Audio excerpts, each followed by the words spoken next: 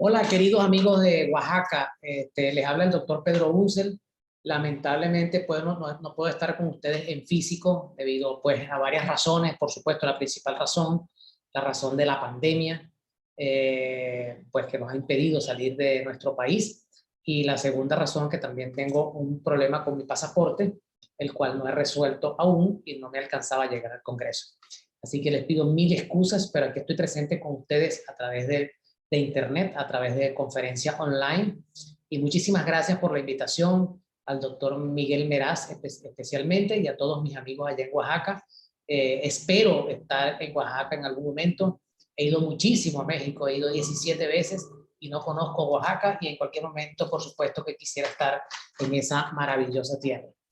Entonces, por sugerencia del doctor Meraz, vamos a ver un par de conferencias sobre ultrasonido transfontanelar.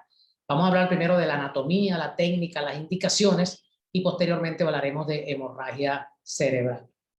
Entonces, vamos a comenzar con la parte anatómica y vamos a hablar de que el ultrasonido transfontanelar es el primer examen a solicitar cuando se sospecha patología endocraniana en el recién nacido. Desde 1980 es el procedimiento de elección para evaluar el cerebro en el recién nacido. Es una prueba diagnóstica sensible y específica, rápida y fácilmente realizable en neonatos, cuando tenemos el entrenamiento adecuado. Con el uso de los protocolos modernos, el ultrasonido es altamente exacto para la detección de anomalías endocranianas. El uso de transductores microconvex y lineales nos va a permitir realizar el diagnóstico, y vamos a usar la fontanela anterior y las fontanelas adicionales, como veremos más adelante, así como la imagen Doppler como complemento. La fontanela anterior y las fontanelas adicionales son las que nos permiten colocar el transductor y obtener una visión del cerebro del recién nacido. El ultrasonido transfontanelar tiene una sensibilidad del 96% con una especificidad del 94% para la evaluación de las hemorragias y sus complicaciones, y está indicado, aparte de las hemorragias, en lesiones hipoxico-isquémicas, en infecciones y en malformaciones congénitas. Entonces, es un método de elección en hemorragia, lesión hipoxico-isquémica y procesos infecciosos. Estas tres primeras las podemos manejar perfectamente con el ultrasonido, y si tenemos la sospecha de una malformación congénita, entonces, por supuesto, que vamos a recurrir pues, a la resonancia magnética, preferiblemente como método complementario. Entonces, el ultrasonido transfontanelar es seguro, es no invasivo, es de fácil ejecución, de bajo costo. Lo podemos realizar perfectamente en la cama o en la incubadora del bebé.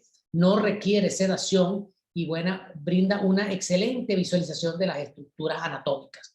Lo podemos hacer en la incubadora del paciente, como en este caso, fíjense que perfectamente podemos hacer la ecografía en la incubadora a través de las ventanas de la incubadora. En el paciente pediátrico es primordial la protección. Por lo tanto, recordar que los niños son de 2 a 10 veces más sensibles a las radiaciones, por lo que siempre es necesario una correcta justificación de los exámenes, preferencia de modalidades que no irradian, y tenemos que, si vamos a irradiar, optimizar las dosis de radiación, cumpliendo con los principios de ALARA, hacer el diagnóstico con la menor cantidad de radiación posible.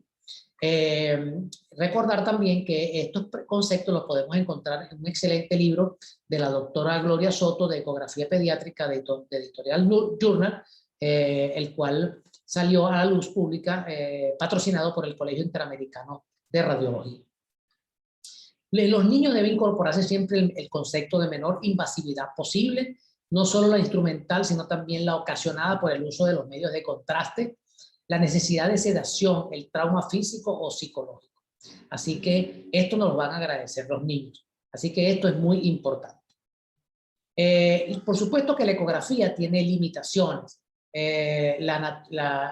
Cuando hay daño y para ver la naturaleza y daño en la extensión y en extensiones de la sustancia blanca, la resonancia magnética sería el método de elección. Para identificar hemorragias subdurales y subaracnoideas, preferiblemente tomografía computarizada. Para evaluación de la fosa posterior, también sería, pues, el método ideal sería la tomografía computarizada. Y cuando tenemos el cierre de las fontanelas, también tenemos limitaciones para hacer la ecografía. Y también, pues, como todos sabemos, la ecografía es operador dependiente. Quiere decir que las imágenes hay que obtenerlas, no vienen predeterminadas. Ok, vamos a hablar entonces de la técnica. Dependiendo la edad del paciente, vamos a usar transductores convexos de 3.5 MHz, transductores microconvexos de 5 a 9 MHz y transductores lineales de 7.5 a 17 MHz. Vamos a usar gel tibio, esto es muy importante, calentar un poco el gel para que no esté frío a la hora de colocarlo en la fontanela del bebé. Lo podemos hacer en la cama, en la incubadora o en los brazos de la madre. Tenemos que presionar suavemente la fontanela, no es correcto hacer una presión sobre la fontanela ya que el bebé puede llorar y en caso de que tuviéramos, por ejemplo, haciendo un Doppler, nos puede dar falsos valores en los índices de resistencia de las arterias. Usamos el tetero y la lactancia materna como métodos para que el niño se quede más tranquilo y por supuesto si vamos a estar en un servicio de terapia intensiva, tenemos que contar con las normas de asexia y antisexia en estos pacientes que están en terapia intensiva. Nuestros equipos portátiles, las incubadoras donde hacemos el estudio, fíjense que usamos perfectamente el transductor microconvexo, que es el que se adapta mejor a la fontanela del bebé. Pero también podemos usar transductores lineales. Lo que no recomendamos son los transductores transcavitarios en los servicios de terapia intensiva. A través de las ventanas de la incubadora, hacer el estudio, no abrir la incubadora completa para hacerlo, ya que podría el bebé perder temperatura. Recordar que estos niños están en terapia intensiva neonatal. Cuando hacemos el estudio ya, tenemos que cumplir con todas las normas de asexia y antisexia, trabajar con mucho cuidado. Recordemos que estos niñitos están muchas veces en muy malas condiciones, están entubados, están en graves condiciones y hay que tratarlos con muchísimo cuidado. Esto es un video de nuestro niñito sano prácticamente que está en la incubadora. Aquí tenemos las ventanas de la incubadora donde colocamos el transductor para hacerle el estudio. Procedemos a colocar el transductor por dentro de las ventanas de la incubadora y aquí estamos haciendo los cortes coronales. Ya veremos más adelante qué vamos a ver en cada corte. Rotamos el transductor y procedemos a los cortes sagitales en la línea media y parasagitales, como veremos más adelante, parasagitales a 15 y a 30 grados. Podemos usar transductor lineal a la hora de visualizar alguna colección en el espacio extraxial o sutural o en recién nacidos muy prematuros, generalmente menores de 1 kilo. El transductor lineal con visión trapezoidal es excelente. El transductor endocavitario no es malo, es un transductor excelente, lo podemos usar. Lo que no es recomendable es usarlo en el servicio de terapia neonatal. Sin embargo, pues como yo trabajo exclusivamente con niños, yo no cuento en mi consulta con transductor transcavitario. Nosotros usamos de rutina el transductor microconvexo, que es el transductor ideal. Y recordar esto, que si el paciente está en terapia intensiva neonatal, no debemos usar el transductor transcavitario. Debemos usar el transductor microconvexo, ya que con el transductor transcavitario o transvaginal corremos el riesgo de que se pueda desentubar al paciente, ya que es un transductor muy grande y podemos tener problemas a la hora de colocarlo a través de las ventanas de la incubadora. Tenemos que estar familiarizados con el servicio de terapia intensiva neonatal, con el personal auxiliar tiene que ayudarnos, debemos manejar bien los monitores, etc. De conocer todo el aparataje del servicio de terapia intensiva neonatal. Y en tiempos de pandemia, pues tenemos que trabajar con todas las normas de protección, como lo vemos acá en la foto. Ok, vamos a pasar ahora ya al abordaje. Vamos a ver por dónde podemos hacer el ultrasonido. Ya sabemos que lo podemos hacer a través de la fontanela anterior, a través de la fontanela posterior para ver las astas occipitales, los lóbulos occipitales o los plexos coroides, y a través de la fontanela anterolateral o posterolateral, que es la mastoidea. Las mastoideas, anterolateral o posterolateral. Allí nos permite ver el tronco cerebral y también el cerebelo y también la arteria cerebral media. Estas son las fontanelas más importantes, entonces la fontanela anterior, la fontanela posterior, la fontanela anterolateral y la fontanela posterolateral. La fontanela anterior brinda es una excelente ventana acústica, la más utilizada Por su tamaño mide entre 20 y 40 milímetros, además es la última en cerrarse y a través de ella se pueden hacer cortes transversales y sagitales, como veremos más adelante. Ok, la fontanela mastoidea, tenemos la que nos permite ver perfectamente el tronco cerebral y el cerebelo, además también de la arteria cerebral media. Y la fontanela mastoidea nos brinda una incidencia axial a nivel del cerebro. Y la fontanela posterior para visualizar las astas occipitales, los lóbulos occipitales y los plexos coronales. Pero prácticamente a través de la fontanela anterior resolvemos más del 95% de nuestros pacientes. Tanto las fontanelas mastoidea como la posterior la usamos en casos muy específicos. Entonces vamos a hablar ahora de la anatomía y vamos a hablar de los planos. Vamos a recorrer desde adelante hacia atrás 6 planos coronales y en sagital y parasagital tenemos 5 cortes. Un corte en la línea media y 2 cortes que son iguales, parasagital a 15 grados y parasagital a 30 grados, derechos o izquierdos. Entonces vamos a estudiar entonces qué veremos en cada uno de estos cortes. Es lo más importante para comenzar esta charla. Entonces tenemos que los primeros cortes son los cortes coronales, y vamos a comenzar de adelante hacia atrás. Voy a bajar esto un poco para que no interrumpa la imagen. Entonces, los cortes coronales, vamos a ir de adelante hacia atrás. El primer corte coronal lo denominamos en astas de toro, como regla mnemotécnica, porque parecen las alas menores del efenoide junto con el tejido etmoidal, parece que fueran pues las astas de un toro. Entonces, en este corte vamos a ver la cisura interhemisférica y los lóbulos frontales, además del tejido etmoidal. Y podemos también ver acá los techos orbitales. Vean acá con un paciente prematuro, usando transductor lineal con visión trapezoidal, observamos entonces las alas menores del efenoides, la cisura interhemisférica, los lóbulos frontales y los techos orbitarios. Eso es lo que vemos en el primer corte. Lo que no debemos ver en el primer corte es que veamos ya la parte anterior de los ventrículos laterales. Cuando nosotros vemos las astas anteriores de los ventrículos laterales, entonces en el primer corte, entonces ya decimos que algo está pasando, que hay algo anormal, porque eso no lo debemos ver. Entonces sospechamos de que ya podría haber dilatación de los ventrículos laterales. Ok. El segundo corte es el que denominamos en máscara o en antifaz. ¿Por qué? Porque las alas menores del efenoide, junto con las alas mayores del efenoide, junto con el tejido etmoidal, simulan lo que parece una máscara o un antifaz. Y aquí vemos también la cisura interhemisférica y también vemos los lóbulos frontales. No debemos ver en este corte las astas anteriores de los ventrículos laterales. Si nosotros vemos las astas anteriores de los ventrículos laterales en este corte, ya también estamos sospechando de que hay dilatación ventricular. Entonces, en el tercer corte, recuerden que estamos de adelante hacia atrás, vamos movilizando el transductor, lo denominamos en imágenes en Y, en Y. Esta imagen en Y está a nivel de la cisura de Silvio. Esa imagen está dada por una estructura vascular que es la arteria cerebral media. La arteria cerebral media se dicotomiza en esta zona y va a originar ramas externas y ramas internas. Y en este corte podemos ya ver la parte anterior del tercer ventrículo, la parte anterior del cuerpo calloso, la parte anterior de los núcleos caudados y también la parte anterior de los tálamos. Esos son los elementos que vamos a ver básicamente en este corte.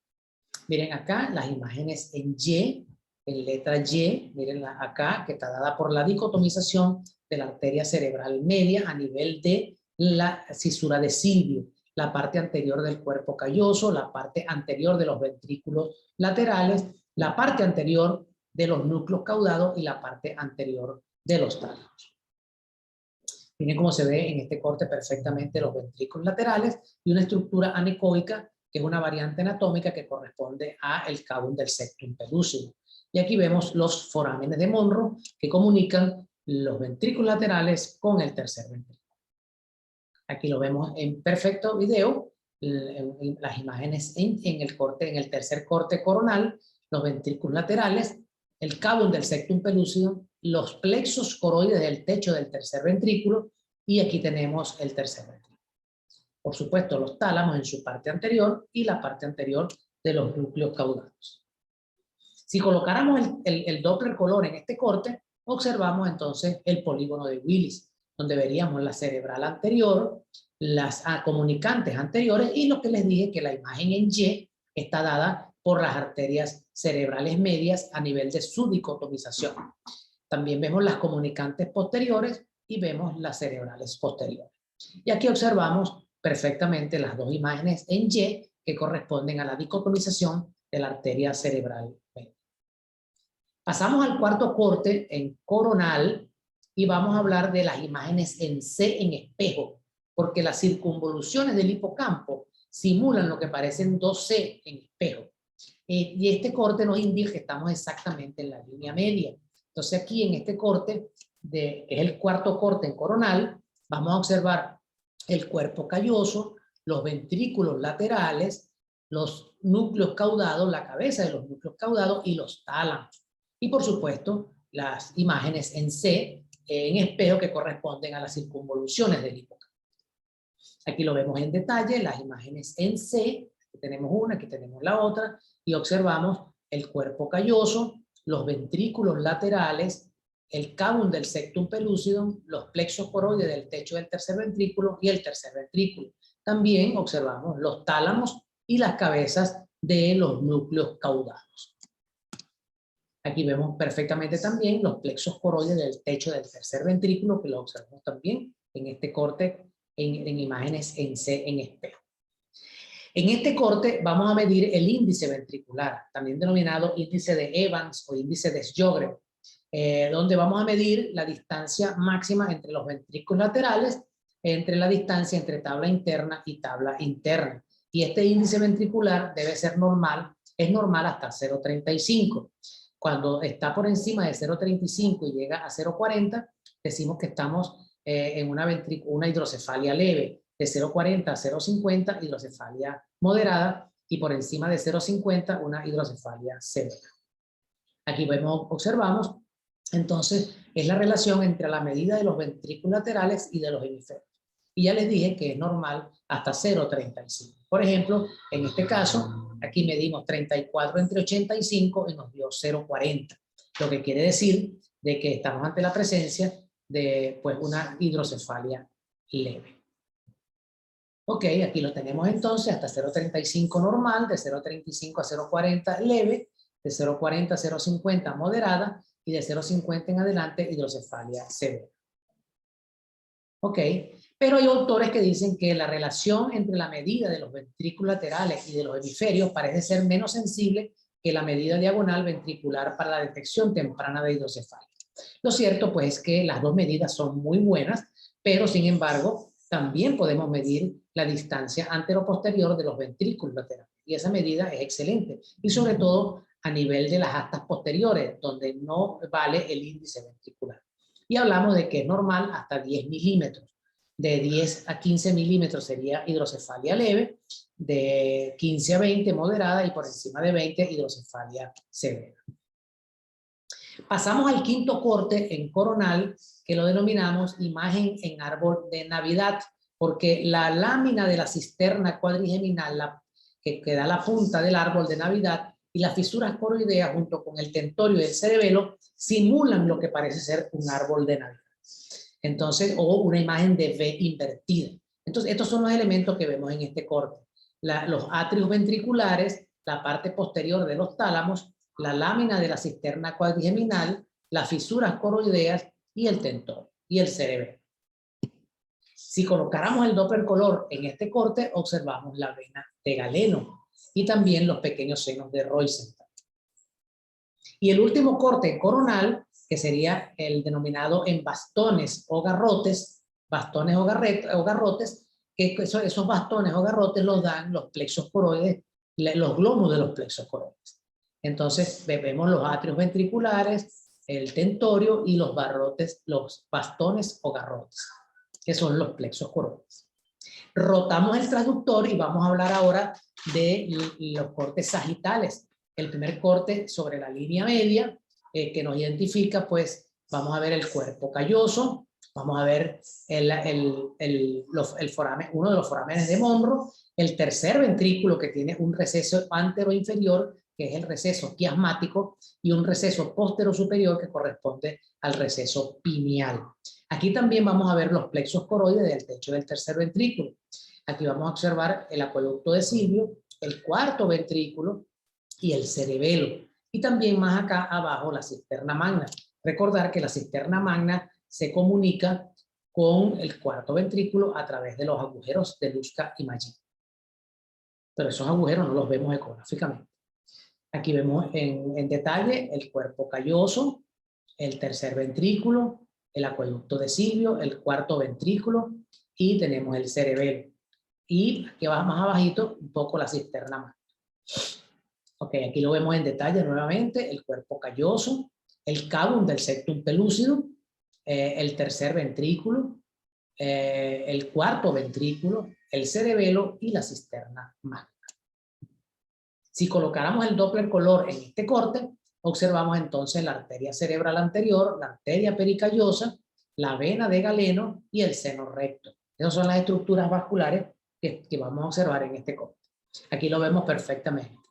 La arteria cerebral anterior, la arteria pericallosa, la vena de Galeno y el seno recto. Muy bien. Aquí vemos en detalle la vena de Galeno y el seno recto en este corte sagital en la línea media.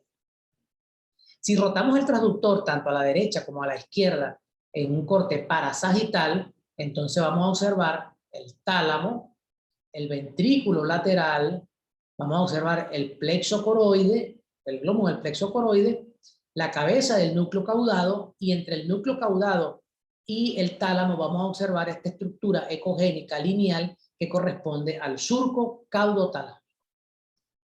Aquí vemos en detalle el surco caudotalámico. Esto es importantísimo que lo detallen porque el surco caudotalámico es una estructura de reparo anatómico cuando tenemos pacientes con sospecha de hemorragia cerebral. Y toda estructura ecogénica por delante del surco caudotalámico es una hemorragia cerebral hasta que no se demuestre lo contrario. Aquí vemos entonces el surco caudotalámico, aquí está el tálamo y la cabeza del núcleo caudado, y aquí tenemos el ventrículo lateral. Recuerden que estamos en parasagital a 15 grados. Aquí lo vemos otra vez en detalle con un transductor lineal con visión trapezoidal. Tenemos entonces acá el tálamo, el surco caudotalámico, el ventrículo lateral y la cabeza del núcleo caudal.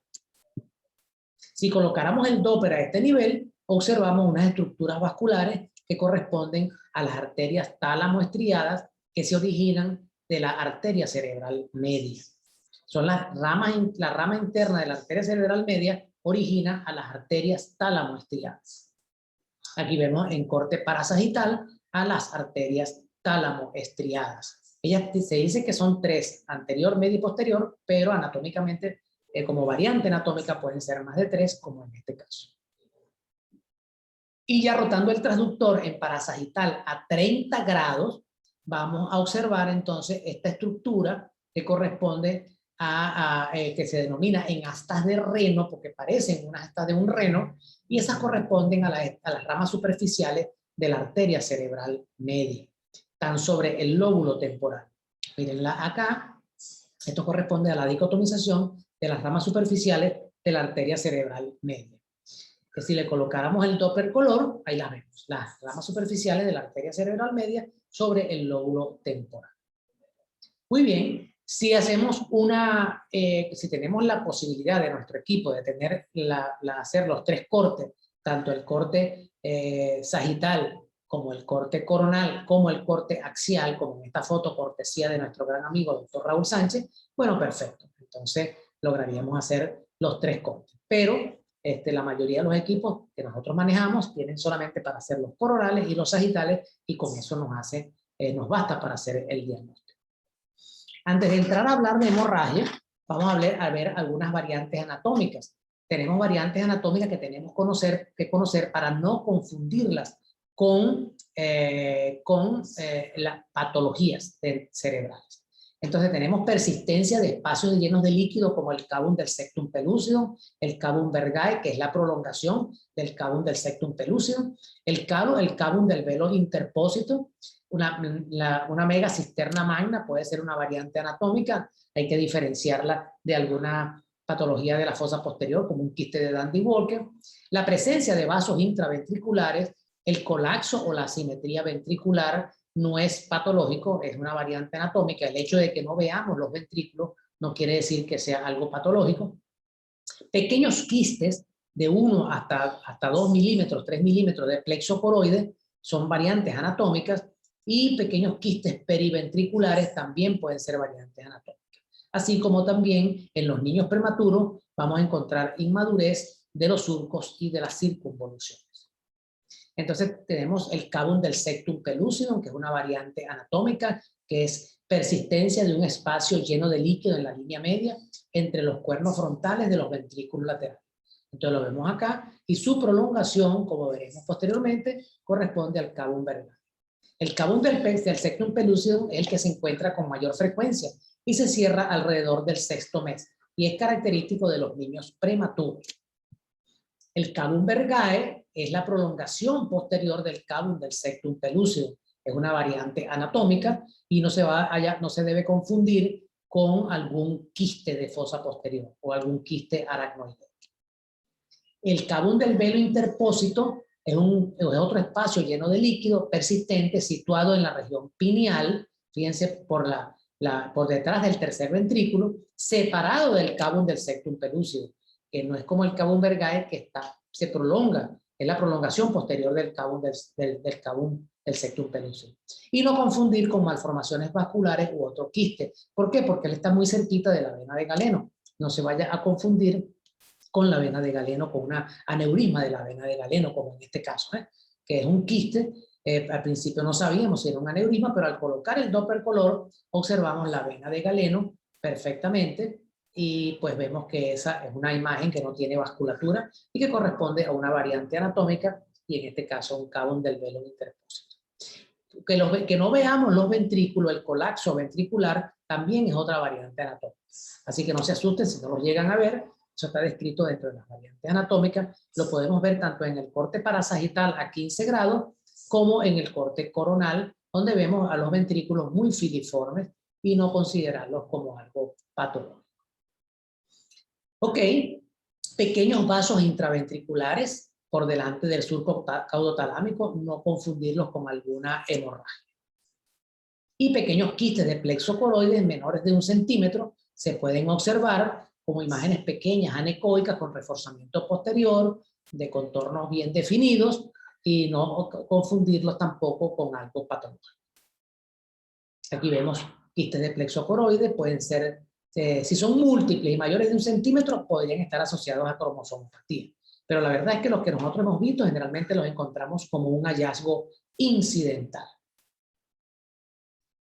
La megacisterna magna, recordar que la cisterna magna tiene una altura de 3 a 8 milímetros, más o menos 4.5 milímetros de media.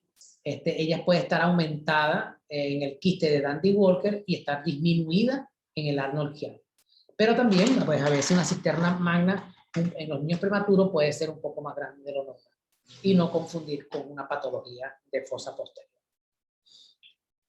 Ya para terminar esta charla, indudablemente que es importante el informe ecográfico. El informe ecográfico debe ser claro, conciso y oportuno, debe tener una interpretación prudente, debemos evitar las abreviaturas, reportar lo normal y lo anormal, y también detallar la extensión de las lesiones. Usar una terminología anatómica adecuada. Tener un material fotográfico o un video de apoyo, y reportar si hay alguna dificultad técnica, como por ejemplo, si nosotros la fontanela del bebé estaba parcialmente cerrada, pues decir que hubo dificultad técnica porque no teníamos una ventana acústica adecuada.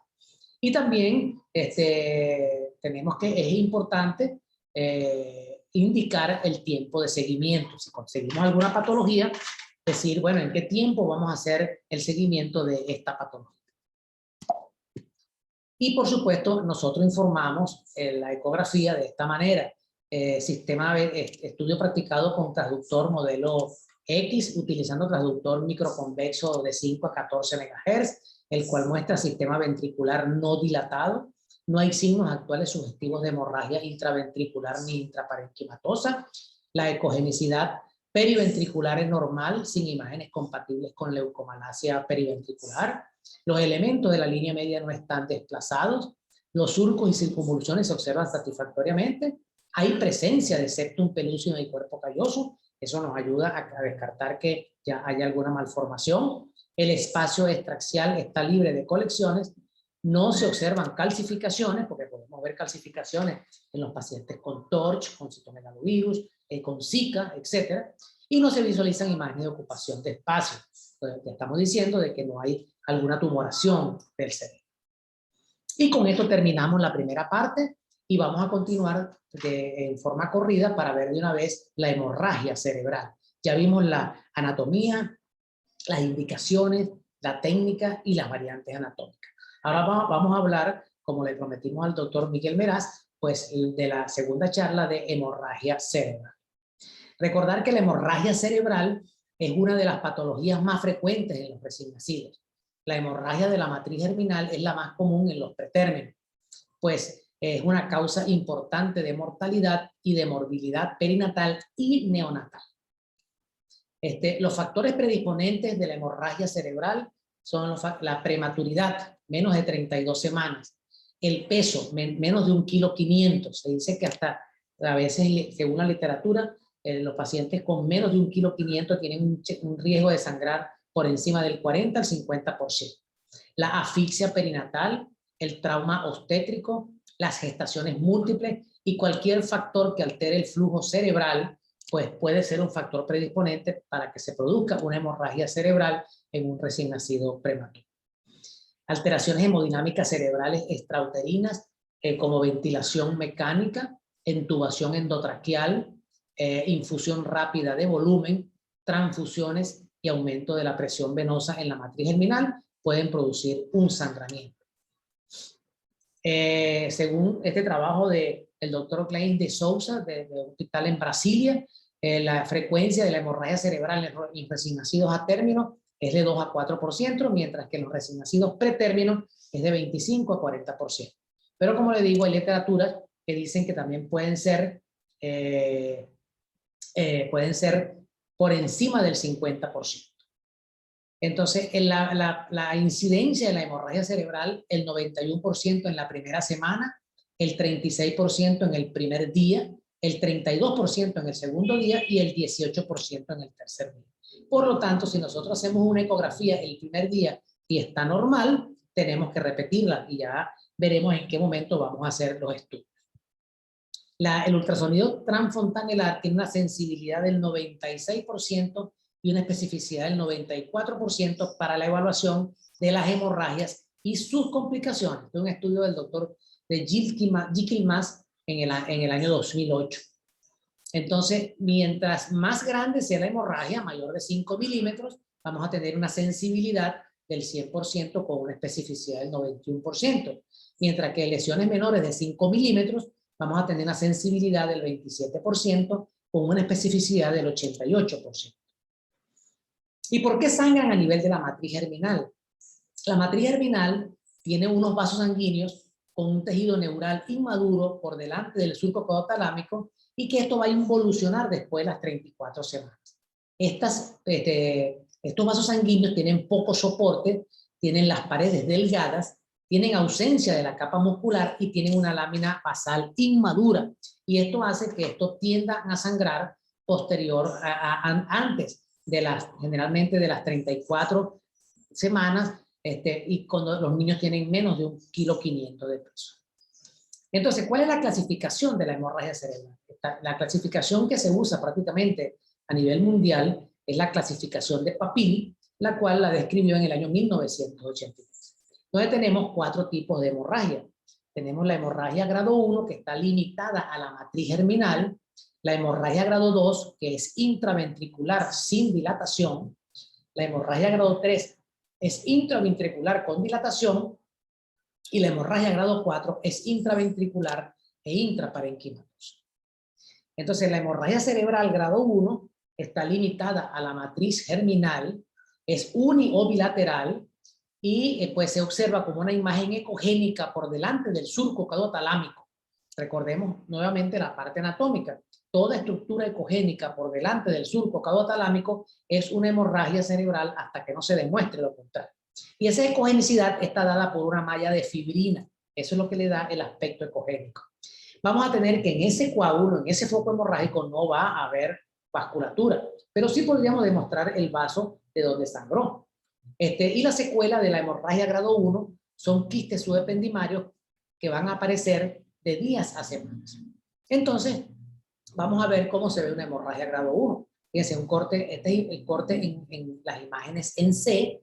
Aquí lo vemos, estamos en la línea media y observamos, aquí tenemos el tálamo y a nivel de la matriz germinal encontramos esta zona ecogénica que no transmite sombra posterior y que cuando rotamos el transductor la observamos por delante del surco caudatalámico, pero no involucra al ventrículo. El ventrículo está completamente normal, lo que nos indica que esta es una hemorragia cerebral grado 1.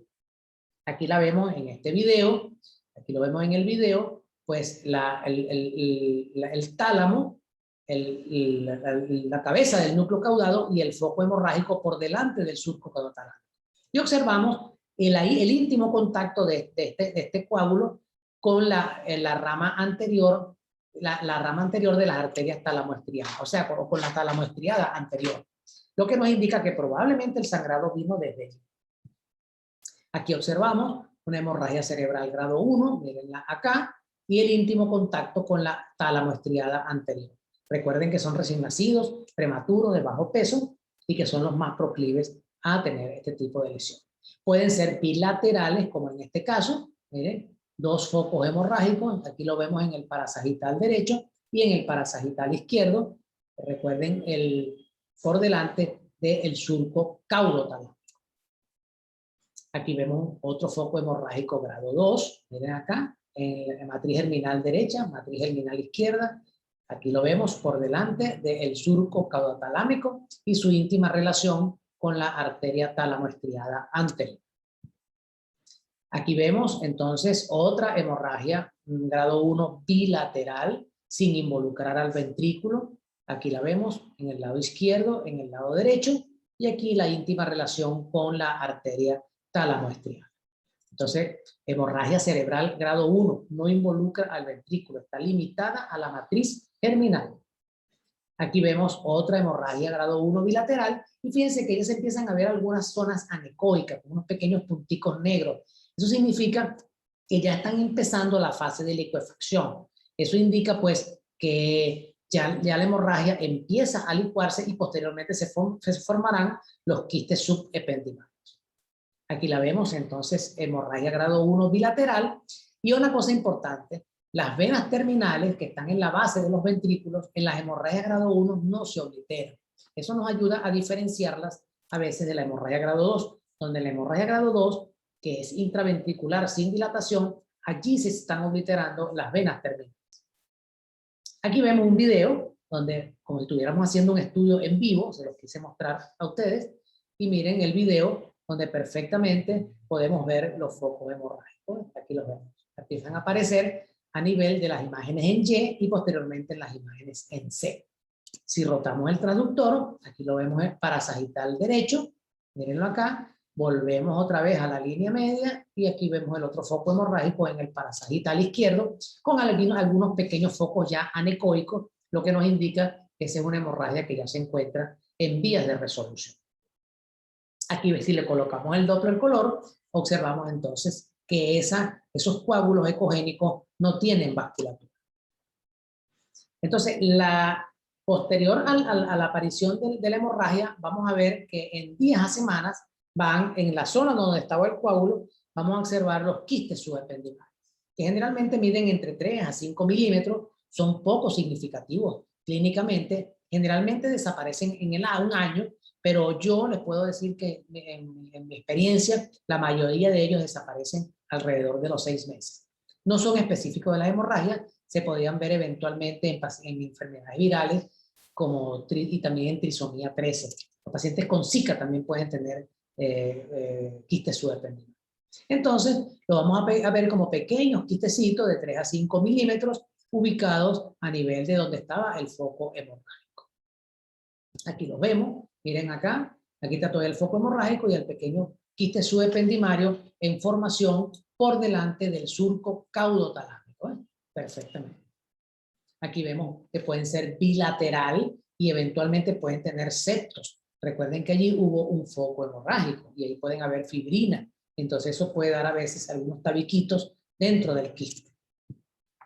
Aquí les muestro un casito reciente, se lo quise traer especialmente para ustedes, un caso clínico del 9 de abril del 2021, perdón, me equivoqué, desde este año, 2021. Es una femenina de 1 mes y con un peso al nacer de 900 gramos y un peso actual de 1200 gramos. Yo no la vi cuando nació, a mí me la llevan ya en varias semanas y miren que sí es del 2021, ¿no?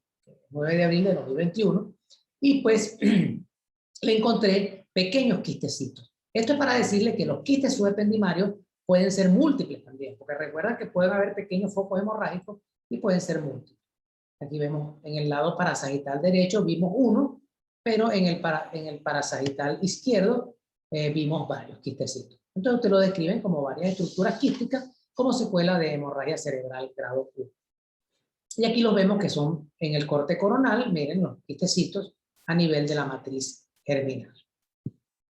Aquí lo vemos, otra vez, miren, los quistecitos que son múltiples en el lado, recuerden que pueden ser múltiples, únicos o múltiples. Ok, pasamos a la hemorragia cerebral grado 2, se produce ruptura de la matriz germinal a través de la pared del epéndimo. Entonces, el sangramiento de la matriz germinal pasa al ventrículo. Entonces, esta es intraventricular sin dilatación. Puede ser uni o bilateral, localizada en cualquier sitio de los ventrículos, se puede adherir al plexo coroide y a veces se mimetiza con el plexo coroide y a veces es difícil saber cuál es el coágulo y cuál es el foco hemorrágico. Para eso debemos usar el Doppler coroide. Entonces, esto se va a reabsorber en varias semanas y la mayoría son autolimitadas y se resuelven sin secuelas. Y aquí tenemos un ejemplo de hemorragia grado 2, ¿ves? Intraventricular, miren como en el esquema anatomopatológico, dentro del ventrículo. Este es una grado 1 que se extiende al ventrículo, por lo tanto recuerden que la grado 2 es una grado 1 más la extensión ventricular.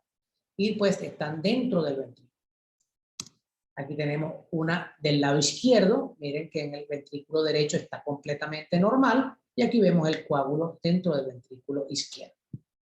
Aquí tenemos otro caso de una hemorragia intraventricular en el ventrículo izquierdo, el ventrículo derecho está normal, y ya yo sé que esto fue un niño prematuro porque tiene un cavum del septum pellucidum bastante grande. Y recordar lo que les dije, en la grado 1 las venas terminales no se obliteran, en cambio en la grado 2 las venas terminales sí están obliteradas. Aquí vemos en esta hemorragia grado 2, dentro del ventrículo y la vena terminal obliterada, en cambio en el lado derecho, que está completamente normal, la vena terminal no está obliterada. Pasamos entonces a la hemorragia grado 3, que sería intraventricular, pero con dilatación. ¿Por qué? Porque se obstruyen los forámenes de Monro o el acueducto de Silvio. Y entonces pueden ser uni o bilaterales, se pueden extender hasta el tercer y cuarto ventrículo, y los coágulos van a desaparecer entre 5 a 6 semanas. Y la hidrocefalia se va a observar en 2/3 de los pacientes y se puede resolver entre el 65 y 75% de los casos. Entonces recordar que la grado 3 es intraventricular con dilatación. Entonces ya empezamos a ver pues focos hemorrágicos intraventriculares que se mimetizan con los plexos coroides y los ventrículos se empiezan a dilatar, lo que no ocurre en la grado 2. Entonces fíjense, aquí tenemos bilateral, ya aquí está dilatado el ventrículo, ya aquí se reabsorbió la hemorragia, en cambio acá todavía persiste el foco hemorrágico mimetizado y adherido al plexo coroide. Aquí los vemos en corte coronal, los ventrículos dilatados, y fíjense que esta no es la anatomía normal de lo que yo les mostré de plexo coroide. Estos plexos coroides están todos irregulares porque tienen muchos coágulos pegados a su alrededor, tanto en el corte coronal como en el corte parasagital. Aquí vemos en fase ya de licuefacción, miren, gran extensión de hemorragia grado 3, gran hidrocefalia como secuela de hemorragia grado 3. Aquí ya se reabsorbió, aquí todavía queda un coágulo, aquí hay dilatación del tercer ventrículo. Lo que quiere decir que la obstrucción está a nivel del acueducto de Silvio, ya que el cuarto ventrículo no está dilatado. Aquí tenemos otro foco, otra hidrocefalia importante como secuela de una hemorragia grado 3. En este lado ya todavía queda mucho material ecogénico en su interior, puntiforme. En cambio, acá todavía queda un coágulo, probablemente por septos de fibrina, que todavía no se han terminado de reabsorber. Otro ejemplo de una hemorragia cerebral grado 3, recuerden, intraventricular con dilatación. Aquí ya se reabsorbieron todos los coágulos, aquí todavía queda un coágulo dentro del ventrículo. Y pasamos por último a la hemorragia grado 4, que es la hemorragia intraventricular con extensión parenquimatosa.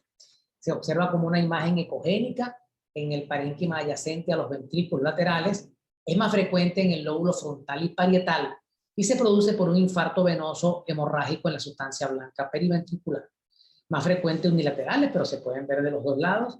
Si son bilaterales son asimétricas, y recuerden que a veces puede haber grado 1 de un lado y grado 4 de otro, o grado 3 de un lado y grado 4 de otro. Generalmente se reabsorben los coágulos en 2 a 3 semanas, hay retracción del coágulo, y de 2 a 3 meses se van a encontrar áreas de encefalomalacia con comunicación ventricular.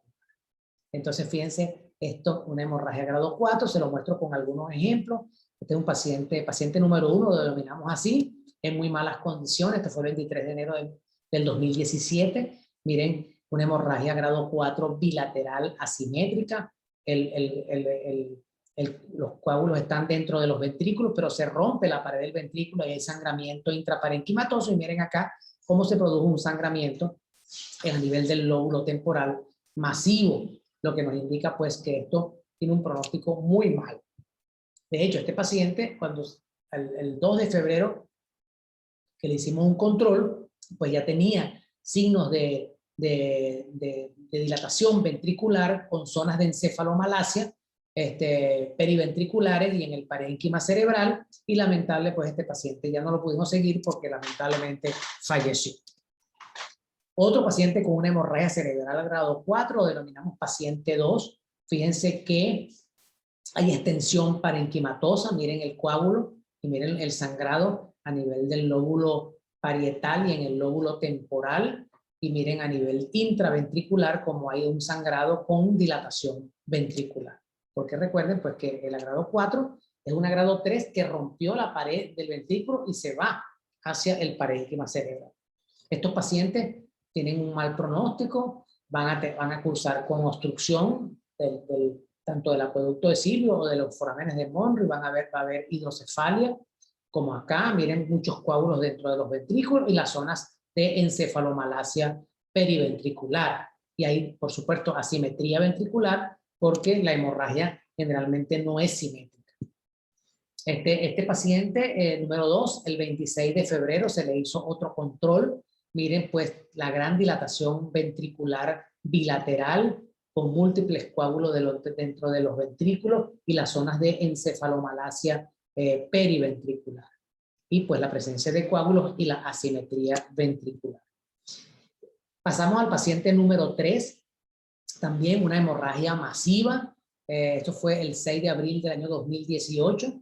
Una hemorragia masiva bilateral, pero más frecuente, más grande, perdón, en el lado derecho, ocupando prácticamente desde el lóbulo frontal, parietal y temporal, pues con el paciente en muy malas condiciones. Miren como en el corte coronal se observa el sangrado, que se rompió la pared del ventrículo y sangra hacia el parénquima.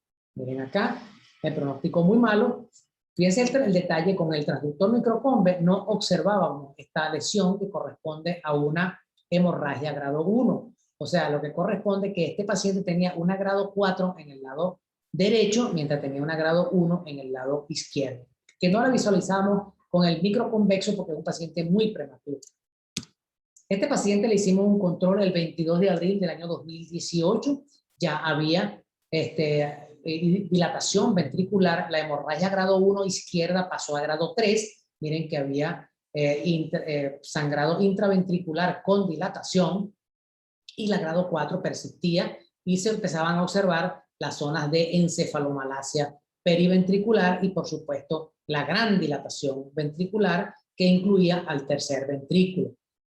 Lo que nos dice pues que la obstrucción estaba a nivel de los agujeros del acueducto de Sion.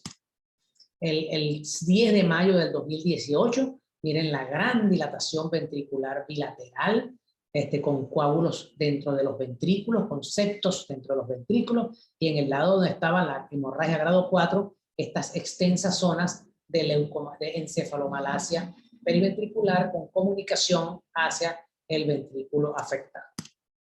Y este mismo paciente, el 5 de junio del 2018, miren cómo pues tiene una gran dilatación ventricular, y este paciente con algunos coágulos todavía en el interior, y este paciente indudablemente que pues tiene que ir posteriormente a la colocación de una válvula de derivación ventrículo-peritoneal. Entonces, para terminar, vamos a hablar de la hemorragia intracraneal en recién nacidos a término, que aquí no se utiliza la clasificación de Papil, porque tiene una evolución diferente a la del prematuro, y su origen es distinta a la de Papil. Pues aquí se producen alteraciones, se produce por alteraciones en la coagulación, traumatismo, aumento de la presión venosa central o endocraneal y por malformaciones vasculares. En la hemorragia intraparenquimatosa en el recién nacido a término puede ser supratentorial, como de las supratentoriales epidurales, subdurales, subaracnoideas, intraparenquimatosas, ventriculares y en los plexos coroides. Y también pueden ser infratentoriales.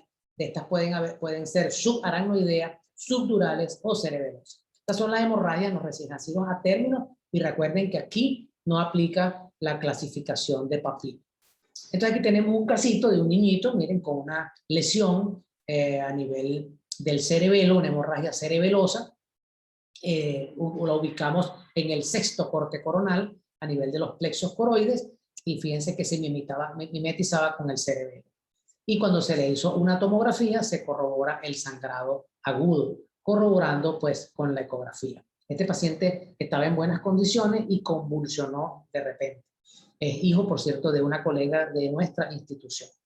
Otra hemorragia intraparenquimatosa, miren acá como una imagen ecogénica, redondeada, bien definida en el parénquima cerebral, produce un poco de efecto de masa, y pues este paciente lamentablemente pues falleció también, tenía una malformación vascular.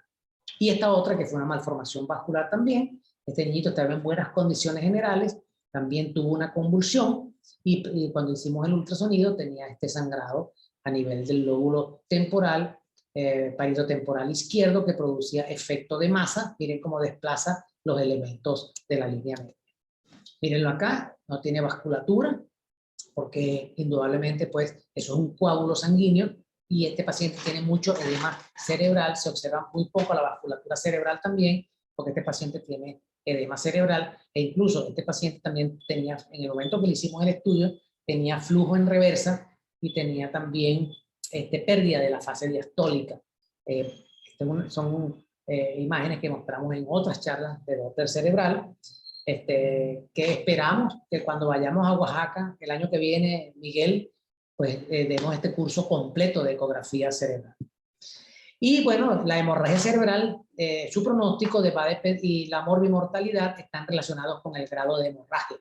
Pues la grado 1 generalmente tiene una mortalidad del 5%, y a medida que aumenta el grado de hemorragia, pues la grado 4 tiene mucho más mal pronóstico. Y el pronóstico también, la dilatación ventricular, mientras más es el grado de hemorragia, pues más va a haber hidrocefalia. Por ejemplo, en la grado 4, la hidrocefalia supera el 80%. Y las secuelas neurológicas, vamos a encontrar displejías espásticas, cuadriparesia, retardo intelectual, y vamos a encontrar, dependiendo también del grado de hemorragia. Mientras más sea la hemorragia, pues estos signos aparecerán con mayor frecuencia. Creo que con esto terminamos. Muchísimas gracias, de verdad. Muchísimas gracias, mis amigos de Oaxaca. Gracias a Miguel Meraz por la invitación. Recuerden que mi deseo es estar con ustedes y esperamos que se cumpla el año que viene, en el próximo evento o antes, si van a hacer otro evento. Estamos dispuestos a hacer un curso completo allá, lo que ustedes me piden. Lo que pasa es que ya les expliqué las razones por las cuales no podemos estar físicamente con ustedes, pero de corazón y a la distancia sí estamos con ustedes. Les dejo mi correo electrónico, guasipati9@gmail.com, mi teléfono celular, por si acaso quieren alguna consulta, y mi Twitter, pues, guasipati9, estamos dispuestos también a interactuar con ustedes. Tengo 2 fotos para finalizar con 2 personas mexicanas que admiro muchísimo. El Checo Pérez, corredor de Fórmula 1. Yo soy amante de la Fórmula 1 y estamos pendientes todas las semanas para ver al Checo Pérez, a ver cómo le va en la carrera. Tuve la oportunidad de conocerlo en el circuito de Interlagos en Brasil, y recientemente en mi último viaje a México me lo conseguí en el aeropuerto de la Ciudad de México. Y nuestro querido y recordado leyenda de la música mundial, porque no solamente Armando Manzanero es un personaje legendario no solamente de México, sino del mundo, ídolo de mi juventud, del mejor compositor de bolero que prácticamente que existió, y lamentablemente fallecido por este virus que nos ha atacado. Armando Manzanero, tuve la oportunidad de conocerlo en el aeropuerto de Yucatán, de Tucumán en Panamá, de Tocumen en Panamá. Él iba a decir que Armando Manzanero es yucateco, de la península de Yucatán, y pues me sentí una gran emoción cuando lo conocí y lamenté muchísimo también su fallecimiento. Bueno, con esto, queridos amigos, hemos terminado. Espero que haya sido satisfactoria las charlas, y como les digo, espero estar pronto con ustedes. De verdad que un abrazo y seguimos en contacto.